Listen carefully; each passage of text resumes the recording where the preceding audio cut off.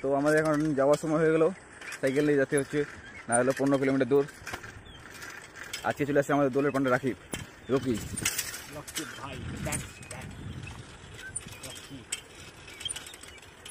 তো যাওয়া হচ্ছে এখন কাজে যেতে হবে, কাজ না করলে খাওয়া জিতবি না আমাদের। সামনে আবার সাপ চলে আসছে, একটা সাপের বাচ্চা। এই যাচ্ছি, সামনে ধান টান সব একদম নষ্ট হয়ে গেছে বৃষ্টি হয়ে। আজকে আমরা অন্য কাজ করবো, আজকে আমাদের টিম ভারী হয়ে যাবে, না হলে আজকে অন্যদিন যাবে কাজে। অন্যদিন যাচ্ছি, তো ওখানে গিয়ে তোমাদেরকে অন্য সিস্টেম দেখাবো কী হচ্ছে না হচ্ছে আজকে। চলো যাওয়া যাক। এগুলো সব ছাড়ো, আজকে আমাদের অনেক টিমের যতগুলো মেম্বার সব চলে আসছে, সব মেম্বাররা আজকে এখানে একদম আনলিমিটেড লোক।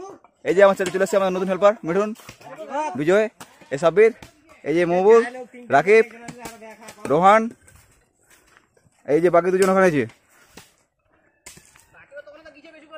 আজকে আমরা মাছ এখানের উপর টিম ভাগ করা হয়েছে আজকেও।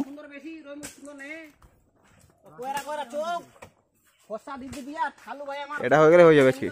আমাদের হেল্পারটা ওখানে বসে আছে, এই যে মোবারক চাচা হবে আমাদের নতুন হেল্পার। কালকে কাজ করতে আসে, আজকে এখন রেস্ট নেওয়ার সময় এই যে বসে আছে মালপুরে ঝেলঝেলি। এই যে ছেলেটা এখানে ভালো খেলছে।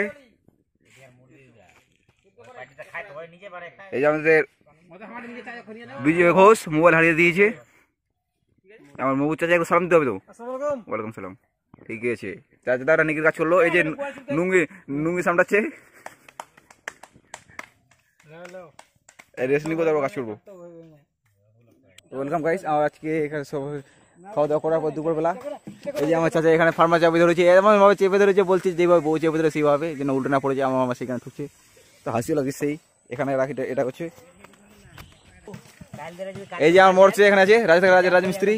আর এই যে এই যে একজন এখানে খাজ রিমন আছে। এই যে হাসা হোসেন, এই যে আমাদের নতুন হেল্পার।